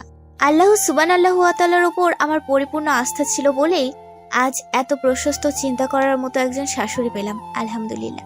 আমাকে ছেড়ে দিয়ে মা বলে উঠলেন, এসেছো যখন তোমাদের খাবারগুলো নিয়ে যাও। প্রথম কয়েকটা দিন আগে নিজেদের মর্জি বোঝার চেষ্টা করো, আমাকে সময় না দিলেও চলবে মা। কিন্তু মা, এবারও কথা বলার সুযোগ পূরণ হলো না। পাশ থেকে শাপলা নামক মহিলা বেশ গর্ব করে বলে উঠলেন, আল্লাহ তোমার কপালে একখান শাশুড়ি রেখে দিছেন গো বউ। এমন শাশুড়ি কপালে না থাকলে পাওয়া যায় না। সংসারেও ঝামেলা নাই, না আছে ননদ আর না আছে দেওর, শ্বশুর পর্যন্ত নাই, একেবারে গা হাত পা ছাড়া। চুপ কর তো শাপলা, খালি বকর বকর। তাড়াতাড়ি শেষ কর, আজ কিন্তু দুপুরের রান্না দেরি করা যাবে না। তোর ভাইপো বাড়িতেই, জোহর নামাজের পরে যদি খাবার না দেওয়া হয় তাহলে গম গম করবে বাড়ি। মায়ের মুখে ভাইপো শুনে বুঝতে পারলাম শাপলা সম্পর্কে আমার ফুপু হন, কিন্তু কেমন ফুপু তাও ঠাউর করতে পারলাম না। খাবার সাজিয়ে আমার সম্মুখে দাঁড়িয়ে মা বললেন, না মা, অনেক বছর পর মুগ ডাল রান্না করলাম, কেমন হয়েছে বলবে কিন্তু। তুমি তো মুগ ডাল খুব পছন্দ করো। আমি অবাক হলাম। এ কথা আপনি জানলেন কেমন করে? আইমি, খবরদার আপনি আপনি করবে না। আর আমিও এসব তুমি টুমি বলতে পারবো না। আকাশকে যেমন তুই বলি, তোকেও তাই বলবো। শোন মা, আমার কোনো মেয়ে নেই। তোর নিজের মায়ের স্থান নিতে পারবো না তা জানি, কিন্তু তোকে আমার নিজের মেয়ের স্থানে রাখতে চাই। ভুলেও আমাকে আপনি করে বলবি না। এসব কথা শুনলে একটা পাথরের মনও আল্লাহ সুবহানাল্লাহু ওয়া তাআলা গলিয়ে দেবেন। আর আমি তো সামান্য মানবী। চোখ ছলছল করে উঠল। তা দেখে মা হেসে উঠে ফুপুকে বললেন, দেখ শাপলা, একটু বকসি বলে মেয়ে আমার কান্না জুড়তে বসেছে। মুখখানা দেখেছিস? জিজ্ঞেস করেই আমার চিবুকে হাত রেখে কাতর গলায় বললেন। তিনি থাকলে কত খুশি হতেন। আমি নিজেকে সামলিয়ে নিয়েছি। আর মাও এসব বিষয়ে না গিয়ে বললেন, জামা খেয়ে নে। আর তোর পছন্দ অপছন্দের সব খবর তোর জামাই আমাকে অনেক আগেই বলে রেখেছে। যত যাই হোক, গতকাল থেকে তুই আমার মেয়ে হয়েছিস। এটা মৃত্যুর আগে যেন মাথা থেকে না সরে, বুঝলি? খুশি আর লজ্জায় তৃপ্ত হওয়া আমার মুখে কথা ফুটলো না। চোখ নামিয়ে শুধু হ্যাঁ বোধক মাথা নেড়ে হাঁটতে শুরু করলাম। রুমে ঢুকতেই তিনি এগিয়ে এসে খাবারের জিনিসগুলো নিয়ে টেবিলের উপর রাখলেন। এরপর জিজ্ঞেস করলেন, মিষ্টি, তুমি কি কাঁদছো? না বলে যখন তার দিকে তাকালাম তখন বাম চোখ উপচে পড়া অশ্রু বিনা বাধায় নেমে পড়ল। আমার কান্না পেলে আগে বাম চোখের কোল ভরে, ডান চোখ অলস হয়ে বসে রয়। আলতো হাতে সেই অশ্রু আঙুলের ডগায় নিলেন। এরপর আমাকে দেখিয়ে তিনি জিজ্ঞেস করলেন, তাহলে এটা কি? চোখ নামিয়ে নিলাম। তিনি আচমকা ব্যাকুল হয়ে জানতে চাইলেন, বউ কাঁদছো কেন? মায়ের কোনো কথাই কি? আমি প্রায় সাথে সাথে প্রতিবাদ করে উঠলাম, না না, দয়া করে এমন কিছু ভাববেন না। আমি সত্যি কাঁদছি না, কিন্তু আমার ভেতরের আনন্দগুলো চেপে রাখতেও পারছি না। এগুলো চোখের পানি হয়ে বের হচ্ছে। দিন না বের হতে, সমস্যা কি? কখনো কখনো খুশিতে কাঁদতে হয়। আল্লাহ সুবহানাল্লাহু ওয়া তাআলা এমন খুশি তো সবার জন্য সবসময় নির্ধারণ করে নাও রাখতে পারেন। সেটা না হয় বুঝলাম, কিন্তু তোমার চোখে পানি দেখবো বলে তো তোমাকে আমার বউ হিসেবে আল্লাহ তাআলার কাছে চাইনি মিষ্টি। বলে তিনি উত্তরের অপেক্ষা করলেন না। খাবারগুলো নিজেই প্লেটে সাজিয়ে নিতে লাগলেন। এরপর এক লোকমা আমার মুখের সামনে ধরে বললেন, এখন এসব কান্না থাকুক, আগে খেয়ে নাও। আমি ডান হাতে তার খাবার ধরে রাখা হাতটা নামিয়ে জিজ্ঞেস করলাম, আমি মুগ ডাল পছন্দ করি। এটা আপনি জানলেন কিভাবে? হঠাৎ এমন প্রশ্নেই তিনি অবাক হবেন এমন ধারণা ছিল আমার। কিন্তু অবাক হলেন না, চোখ নামিয়ে হাসলেন। সারা মুখে তৃপ্তি আর লজ্জা ফুটে উঠল তার। ছেলেরাও লজ্জা পায়। তার বদলে আমি নিজেই অবাক হলাম এবং সম্মত হলাম যে আল্লাহ সুবহানাল্লাহু ওয়া তাআলা আমাকে অবাক হওয়ার ক্ষমতা সত্যিই বেশি দিয়েছেন। ধীরে ধীরে ইনশাল্লাহ সব জানতে পারবে। এতটুকু বলে এবার চোখও তুললেন আর হাতের খাবার আবারও মুখের সামনে ধরে বললেন, বিসমিল্লাহ বলে খেয়ে নাও। এমন আমোদে আমোদে সারাদিন পেরিয়ে গেল। তিনি সত্যিই সারাদিন বাড়িতেই রইলেন, এক পাও অন্যত নড়লেন না। রাতের আধার কেটে এখনো দিনের আলো ফোটেনি। আজকে আমি নিজেই ঘুম থেকে 7 তাড়াতাড়ি উঠে পড়লাম।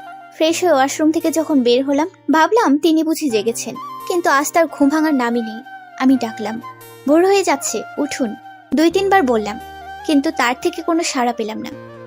খুব বড়াই করে প্রথাটা অপেক্ষা করলেও অজানা কারণে তার নামটা আমার মুখে এলো না। নাম ধরে ডাকতেই পারলাম না। এদিকে ফজরের নামাজ কাজা হলো বলে আমি দ্বিধান্বিত মনে বিছানায় তার পাশে বসলাম। ইতস্তত চিত্তে তার বাহু স্পর্শ করে মৃদু নাড়িয়ে ডাকলাম, শুনছেন? প্রায় সাথে সাথেই জবাব এলো।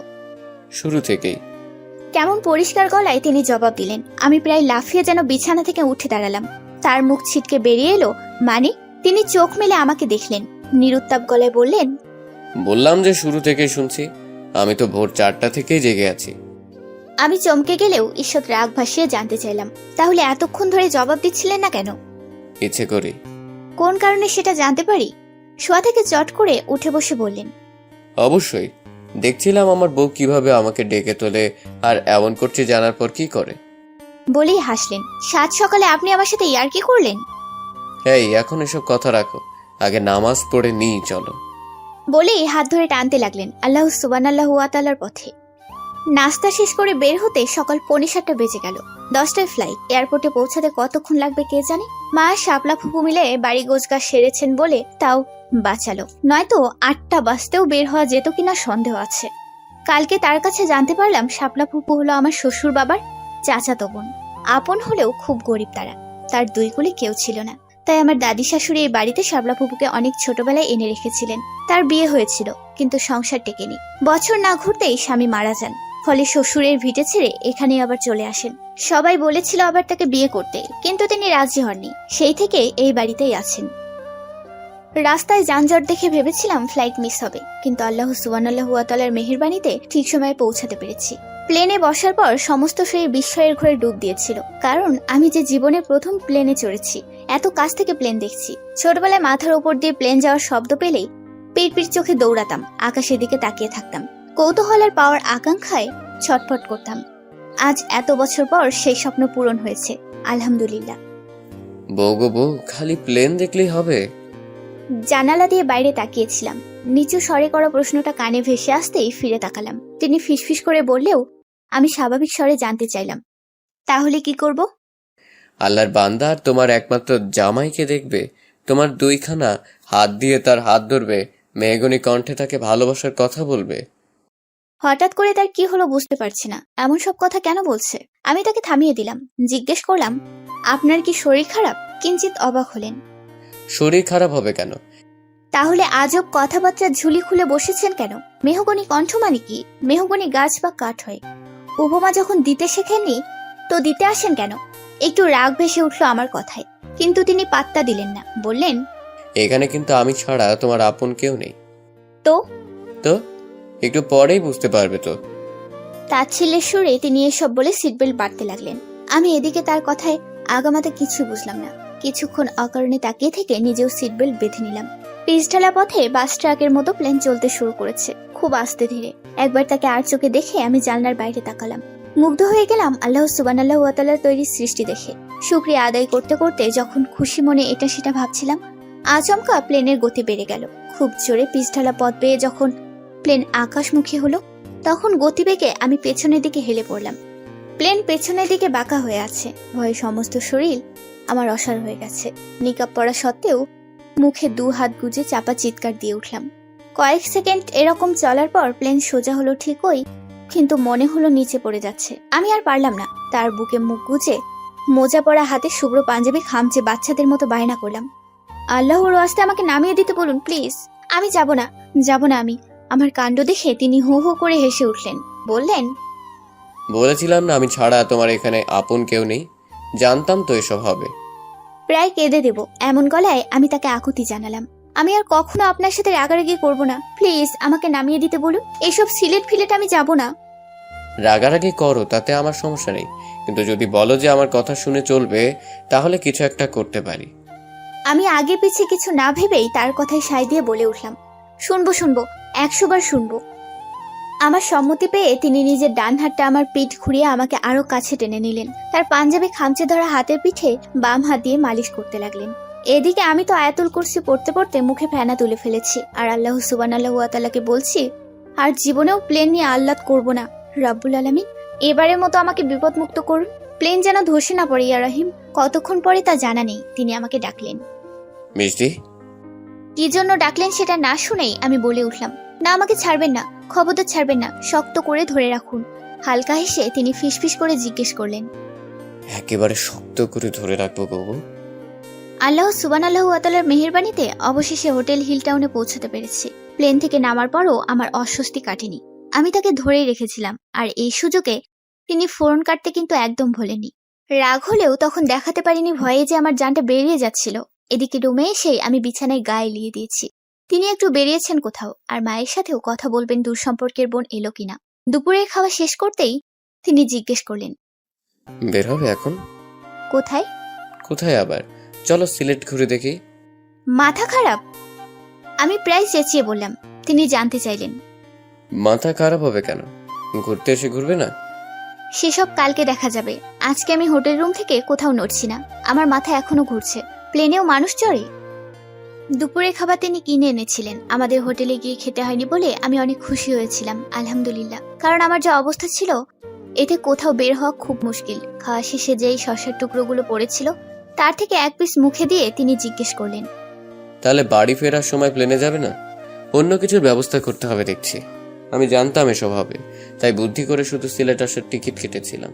তার কথায় অবাক হওয়ার গলায় বললাম, বাব্বা, আপনি দেখছি সব জানতা চাপা ফুল। তা জানতেন যখন এসব হবে, তাহলে সিলেট আসার টিকিটও কাটতে গেলেন কেন? বাসবার ট্রেনে আসতে পারলেন না? এবার একটু রাগ প্রকাশ পেয়ে গেল আমার। বসে রইলাম না আর বিছানায়। একটু চটপটে ভাব দেখিয়ে ওয়াশরুমের দিকে যেতে লাগলাম। অন্যদিকে তিনি হো হো হাসছেন। আজকে এত পরিমাণ হাসছেন যেন কেউ তার নাকের কাছে লাফিং গ্যাস ধরে রেখেছে। ঘুম ভাঙলো আমার। চোখ মেলে তাকাতেই সবকিছু অচেনা লাগলো। অবস্থায় এদিক সেদিক তাকিয়ে তাকে দেখতে পেলাম জায়নামাজে বসে তসবিহ পড়ছেন। চোখাচোখি হতেই খুব মিষ্টি করে হাসলেন। আমার মাথায় এমন ঝিম মেরে আছে, তাই তার সুন্দর হাসির বিপরীতে আমি কিছুই করতে পারলাম না। কিছুক্ষণ তাকিয়ে থেকে ঘুম জড়ানো কণ্ঠে জিজ্ঞেস করলাম, এখন কি সকাল? না বউ, আসরের ওয়াক্ত চলে, এখন উঠে নামাজ পড়ে নাও। আমি শুনে ঘরটা দেখতে লাগলাম। আস্তে আস্তে হুঁশ ফিরল আমি সিলেটে আছি। এই বয়স হবার পরও এই স্বভাব যে কেন বদল হলো না তা বুঝতে পারি না। আমাকে ডাকলেন না কেন? একটু সময় নিয়ে আমি তাকে জিজ্ঞেস করলাম। অভিমান করার মতো প্রশ্ন হলেও প্রশ্নে অভিমান নয়, ঘুম ফুটে উঠল। তুমি ক্লান্ত ছিলে, হঠাৎ ঘুমিয়ে পড়লে কখন আমিও টের পাইনি। তোমার উপর দিয়ে অনেক ধকল গেছে, তাই আর ডাকিনি। আমাকে ফেলে নামাজ পড়ে নিলেন? জবাব দিলেন না। মৃদু হেসে উঠে এলেন, আমার পাশে বসে পবিত্র এক ভালোবাসা লেপটে দিলেন আমার কপালে। এরপর জিজ্ঞেস করলেন, একসাথে নামাজ পড়া মিস করলে বলে অভিমান হচ্ছে নাকি এটার জন্য?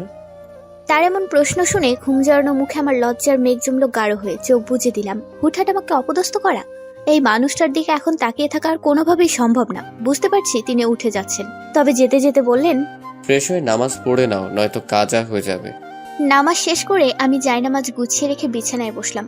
প্রায় সাথে সাথেই তিনি আমার মুখখানা দেখে জিজ্ঞেস করলেন, কিছু বলবে মিষ্টি?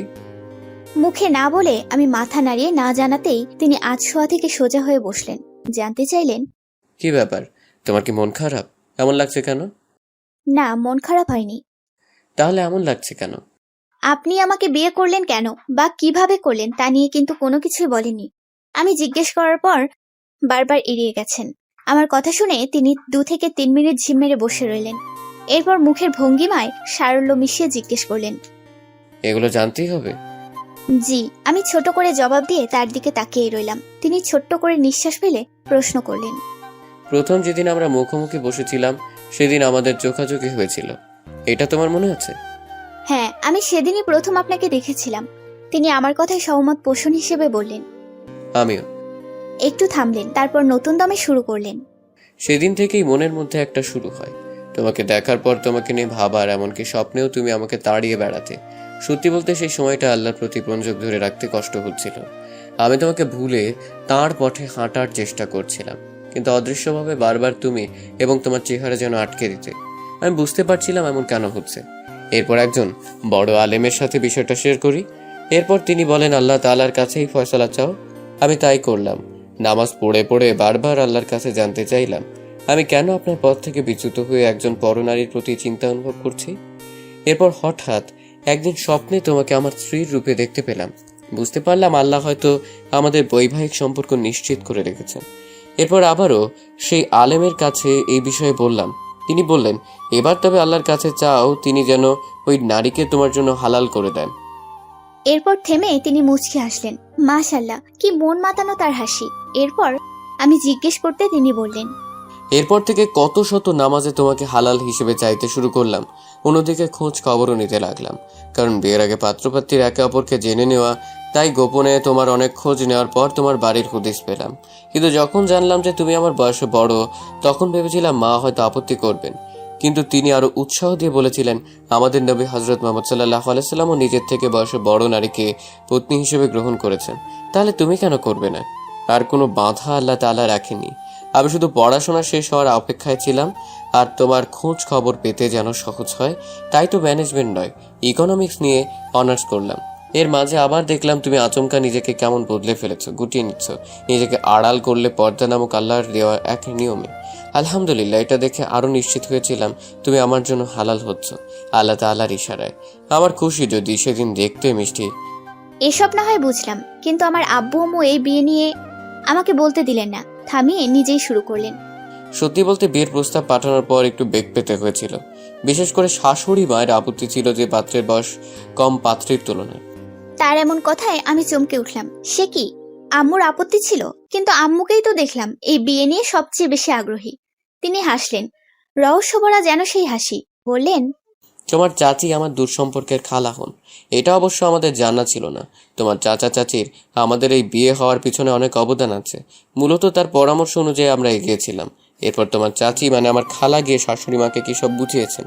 এরপর আর আপত্তির বিষয় আসেনি। কিন্তু মিষ্টি, হাসি হাসি মুখে হঠাৎ নীরবতা নেমে এলো। তিনি ডাকলেন বটে, কিন্তু আমি জবাব দিলাম না। কেমন এক মোহে বিভোর হয়ে শুধু তাকিয়ে রইলাম। তার চোখ জোড়া নামানো ছিল, এখন সেই চোখ জোড়া তুলে তিনি আবার বলতে লাগলেন, তোমাকে হালাল ভাবে আমার করে পাওয়াটা সহজ ছিল না বটে, কিন্তু আমি তোমাকে পেতে কোনোরূপ ছল করিনি মিষ্টি। সবকিছু ঠিকঠাক হওয়ার পর আমি বারবার করে বলেছিলাম আমার ছবি যেন তোমাকে দেখানো হয়, কারণ তোমারও তো একটা পছন্দ অপছন্দ করার স্বাধীনতা আছে। কিন্তু তুমি তো ছবি দেখলে না, এরপর আর কি না দেখে আর না জেনে আমার সাথে পবিত্র বন্ধনে জড়িয়ে গেলে। কথা শেষ করে তিনি হাসলেন, কিন্তু এই হাসিতে কষ্টের একটা ছাপ দেখতে পেলাম। কি জানি কি হলো আমার। অজানা ঘরে এবার আমি তার ডান হাত পরম যত্নে আগলে নিয়ে জিজ্ঞেস করলাম, এত কিছু করলেন? আমার চোখে মুখে যতটা না বিস্ময় ফুটেছে তার চেয়ে অধিক দুষ্ট হাসিতে এক নিমিষে মত্ত হলেন তিনি। ঘরের জন্য কিছুই ঠাউর করতে না পেরে প্রশ্ন করলাম, হাসছেন কেন? মুখে তেমনি দুষ্ট হাসি জিয়ে রেখে তিনি পাল্টা প্রশ্ন করলেন, হাত না ধরে কি কথা বলতে পারো না? এ কথা শোনার পর আমি এক ঝটকায় হাত ছেড়ে দিলাম। প্রায় সাথে সাথে মুখ ফিরিয়ে নিলাম। আমার সমস্ত গায়ে এখন বেড়ে ওঠা লজ্জা এবং রাগ দৌড় প্রতিযোগিতা করছে, যেখানে রাগেরই জয় হলো। আর আমার মুখাবয়ে তীব্র রাগ ভেসে উঠল। এসব তিনি ভালোই বুঝতে পারছেন, সেজন্য তো সমস্ত মন প্রাণ উজাড় করে হাসছেন আর সুযোগের সদ্ব্যবহার করছেন। এখানে বসে থাকতে অসহ্য লাগছে, কিন্তু চট করেও তো উঠে যাওয়া যায় না। আমি চুপচাপ বসে রইলাম। একটু আগেও কষ্টের ছায়া দেখলাম যা চোখে মুখে, এখন সেই আমায় অপদস্থ করছে লাগাম ছাড়া হয়ে। একটু সময় নীরবে পেরিয়ে গেল। তিনি হাসি থামিয়ে যখন আমার হাত ধরতে প্রস্তুত হচ্ছেন, তখন আমি নিজের হাত পেছনে নিয়ে রাগী চোখে তাকালাম। জানতে চাইলাম মতলব কি। কিছুই না। দায় সারা জবাব তার। তাহলে হাতের নড়াচড়া বন্ধ করুন। সুযোগ পেলে যে ছাড় দেয় না, তার আর আমার হাত ধরতে হবে না। তিনি হেসে উঠলেন। মানুষটা এত হাসতে পারে। বললেন, বউ গো বউ, এমন বাচ্চা মেতে মাতলে কেন? একটু নয় খোঁচা মেরেছি, তাই বলে এত বড় শাস্তি? বাঁচবো না বউ, তোমার হাত ধরতে না পারলে নির্ঘাত মারা পড়বো। আল্লাহ রাব্বুল আলামিন যে আমার হৃদয় শীতল করার ক্ষমতা তোমার দুখানা হাতে দিয়ে রেখেছেন, বুঝলে? এত বুঝে আমার কাছ নেই। মুখ ঝামটা মেরে আমি হনহন করে বারান্দায় চলে এলাম। কত বছর পর জানি না, তবে এমন বাচ্চামিতে মত্ত হয়ে ভালো লাগলো। বারান্দায় দাঁড়াতেই চাপা লজ্জায় হেসে উঠলাম। বিড়বিড় করলাম, ইস, এমন বাচ্চামি কেউ করে? মিষ্টি, রাগ করলে বউ? বারান্দায় দাঁড়িয়ে খুব সুন্দর দৃশ্য দেখা যায়। আমি তা দেখতে ব্যস্ত ছিলাম, তাই বারান্দায় তার আগমন টের পাইনি বিধায় কিঞ্চিত চমকে উঠে তাকালাম। তিনি আমার পাশে দাঁড়িয়ে আবার জিজ্ঞেস করলেন, ভয় পেলে নাকি বউ? মেকি রাগের স্বরে আমি প্রতিবাদ করলাম, এত বউ বউ করবেন না। কেন? বউকে বউ বলবো না তো কি বলবো? দেনমোহর কিন্তু এখনো বাকি আছে, এটা ভুলে যাবেন না। একটু কৃতজ্ঞ ফুটিয়ে বললাম। তিনিও সায় দিলেন। তাই তো, একদম ভুলে গেছি। দেনমোহর নিয়ে এখনো আলোচনা করাই শেষ হয়নি। জি, সেজন্যই বলছি এত বউ বউ করবেন না। আগে দেনমোহর পরিশোধ করুন, এরপর ভেবে দেখবো। বেশ ভাব নিয়ে কথাগুলো বললেও ভেতরে ভেতরে ভীষণ হাসি পাচ্ছে আমার। তাই নাকি বউ? বউ বউ কি আজব মানুষ, মানা করার পর আরো বেশি করে ডাকছে। আমি অবাক চোখে তাকালাম তার দিকে। তিনি আমার কপালে মৃদু টোকা দিয়ে বললেন, না, চমকে এখন বলো তো। দেনমোহর পরিশোধ করে ফেলি ইনশাল্লাহ। এটা ঝুলিয়ে রাখা ঠিক না। যা বলবো তাই দিবেন? ইনশাল্লাহ তাই দিব, বলো তুমি। তার কথা শুনে মনটা কেমন করে উঠলো, একটু কাতর গলায়। তাই আবার জিজ্ঞেস করলাম, চাওয়ার পর আবার আপত্তি করবেন না তো? আলতো হাতে আমাকে তার মুখোমুখি দাঁড় করালেন। আমার চিবুক তুলে নরম গলায় বললেন, যাকে ইহকালে আর পরকালে পাওয়ার জন্য অবিরাম আল্লাহ তাআলার কাছে চেয়ে চেয়ে মরেছি, আমি তার চাওয়াতে আপত্তি করতে পারিব? বলো তোমার কি চাই। আমি তো বলছি তুমি যা চাইবে আমি ইনশাল্লাহ তাই দেব। খুশিতে আমার হৃদয় থই থই করে উঠল। আমি এমন খুশিতে কবে সিক্ত হয়েছিলাম আমার জানা নেই। তবে আল্লাহ সুবহানাহু ওয়া তাআলার কাছে মনে মনে শুকরিয়া আদায় করে ডান দিকে ঘাড় ঘুরিয়ে তাকালাম। দেখলাম গাছের ফিরে এক টুকরো আলো দেখা যাচ্ছে। সেদিকে হাত বাড়িয়ে আমি তাকে বললাম, আমি দেনমোহর হিসেবে বিকেলের শেষ আলো চাই। এবার তার দিকে ফিরে জানতে চাইলাম, দিবেন আমায় বিকেলের শেষ আলো? মানে? কপালে কুঞ্চন সৃষ্টি করে তিনি প্রশ্ন করলেন। আমি ধীর গলায় জবাব দিলাম, জান্নাতে আপনার পাশে দাঁড়িয়ে আমি রোজ রোজ বিকেলের শেষ আলো দেখতে চাই। ইহকাল আর পরকালে আপনার মাঝে আবদ্ধ থাকতে চাই। দিনে অন্তত এক ওয়াক্ত নামাজ হলেও আপনার সাথে পড়তে চাই। আপনার বুকে মাথা রেখে মৃত্যুকে আলিঙ্গন করতে চাই। মানে? তার মানে তুমি আমাকে স্বামী হিসেবে মেনে নিয়েছো? খুশিতে আত্মহারা হয়ে তিনি আমাকে এক প্রকার ঝাঁকি দিয়ে জিজ্ঞেস করলেন, এদিকে মুখ ফুটে এসব বলতে পেরে লজ্জায় চোখ বুজে আসছে আর ঠোঁটে ভাসছে লাজুক হাসি। বউ, এই বউ, বলো না আমি তোমার স্বামী কিনা? একবার মুখ ফুটে বলো। আর কখনো মেনে নিলে? তুমি তো বাসর ঘরে বললে যে সংসার করবে না, তাহলে এখন এসো। মানুষটা কেমন পাগলাটে আচরণ করছে, একবার বেকুল হচ্ছে তো একবার বাচ্চাদের মতো ছটফট করছে। হালকা হেসে আমি বললাম, বাসর ঘরে আপনাকে দেখে চমকেছিলাম, এটা সত্যি। তবে এরপর আমার সব কথাবার্তা আর আচরণ ছিল স্বেচ্ছায় সাজানো। আসল কথা তো হলো, যেদিন আপনাকে প্রথম দেখেছিলাম সেদিনই মনে মনে আল্লাহর কাছে চেয়েছিলাম আপনার মতো একজন মানুষই যেন আমার স্বামী হন, কিন্তু ঘুণাক্ষরেও টের পাইনি যে আপনি আমার স্বামী হয়ে বসবেন। তুমি কি এসব সত্যি বলছো মিষ্টি? জি, সত্যি বলছি। আর আপনি হযরত মুহাম্মদ সাল্লাল্লাহু আলাইহি সাল্লামের বিয়ের বিষয়টা টেনে আমাকে বারবার বোঝাচ্ছেন না যে নিজে থেকে ছোট পাত্রকে বিয়ে করা যায়। তিনি মুখে কিছু না বলে হ্যাঁ বোধক মাথা নাড়ালেন। আমি মৃদু হেসে বললাম, তার উম্মত হিসেবে এটা কি আমার অজানা বলুন? বরং যবে থেকে জেনেছি তবে থেকে তো থেমে গেলাম। লজ্জায় গলা ধরে আসছে আমার। কিন্তু তিনি জিজ্ঞেস করলেন, তবে থেকে কি বলো মিষ্টি, আজকে আর চুপ করে থেকো না। নিজেকে সামলে নিলাম, কিন্তু দৃষ্টি নতই রইল। বললাম, তবে থেকে নিজে চেয়ে বয়সে ছোট জামাই পাওয়ার লোভকে নিজের অন্তরে ঠাঁই দিলাম। খুশি যে তৃপ্ত মানুষটা দু হাতে আমার মুখ তুলে তৃষ্ণার্ত পাখি ন্যায় আর্জি জানালো। এই মিষ্টি, তাহলে একবার বলো না, আমি নিজের কানকে শুনে তপ্ত হৃদয়কে শীতল করি যে আমিই তোমার স্বামী। আর কোনো আপত্তি নয়। আমি তার দুহাত চেপে ধরে বলতে লাগলাম, আল্লাহ সুবহানাহু ওয়া তাআলাকে মনের মধ্যে রেখে বিকেলের শেষ আলো দৃষ্টি সীমানায় ছড়িয়ে আমি মিষ্টি আজ আপনাকে বলছি, জনাব, আপনি হলেন আমার একমাত্র জুনিয়র স্বামী, ইহকাল আর পরকালে আমার একমাত্র সঙ্গী ইনশাআল্লাহ। কতটুকু বলার সময় কেন জানি আপনা থেকে আমার চোখ বুজে গেল, তাই তার উচ্ছ্বাস আর দেখা হলো না। তবে পরম আকাঙ্ক্ষিত ব্যক্তি যখন আমাকে আলিঙ্গন করলেন এবং বললেন, বাস্তবে আমি পরিপূর্ণ বউ, আল্লাহ তাআলা আমাকে পূর্ণতা দিয়েছেন। তোমায় ভালোবাসে বউ, এই আকাশ তোমায় অনেক ভালোবাসে। আল্লাহ তাআলা আমাদের এই বন্ধন পরকালেও অটুট রাখবেন, তুমি দেখে নিও। তখন তৃপ্ত চিত্তে আমি অস্ফুট স্বরে কেবল একটা শব্দই উচ্চারণ করলাম, ইনশাল্লাহ। আর মনে মনে আল্লাহ সুবহানাহু ওয়া তাআলাকে জানালাম, আলহামদুলিল্লাহ। সমাপ্ত। আপনাদের সুন্দর কমেন্ট পাওয়ার অপেক্ষায় রইলাম সুপ্রিয় দর্শক। কেমন লাগলো গল্পটা জানাবেন ইনশাল্লাহ। আর পরবর্তী গল্প শোনার জন্য সাদরে আমন্ত্রিত সবাইকে। গল্পটা যদি আপনাদের ভালো লাগে তবে সবার মাঝে শেয়ার ছড়িয়ে দেবেন। আমাদের গল্পের শহর চ্যানেলটি সাবস্ক্রাইব করবেন অবশ্যই।